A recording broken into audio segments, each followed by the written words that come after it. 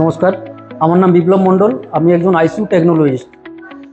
আমি অ্যাকচুয়ালি ছোটো থেকে এখানেই মানুষ, রতনপুর ছোটো গল্প উচ্চ বিদ্যালয় থেকেই পড়াশোনা করেছি। আমি এখানে the health care diagnostic and polyclinic centre খুলেছি মূলত দক্ষিণ বাঁকুড়ার মানুষকে যাতে আরও ভালো পরিষেবা দিতে পারি। যেহেতু আমি বাঁকুড়ার অধিকাংশ হাসপাতালের সাথে অ্যাটাচমেন্ট আছি এবং এমার্জেন্সি যে ম্যানেজমেন্টটা দিতে পারি আর কি, আমি একজন আইসিইউ টেকনোলজিস্ট হিসাবে।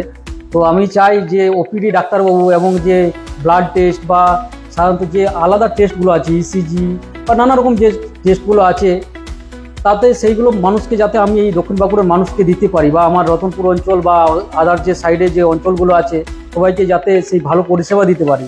আপনারা আসুন, আমি আশা করছি এখান থেকে যাদের যাই সমস্যা থাকুক আমি সেই সমস্যার সমাধান করব এবং মানুষের পাশে গিয়ে দাঁড়াবো।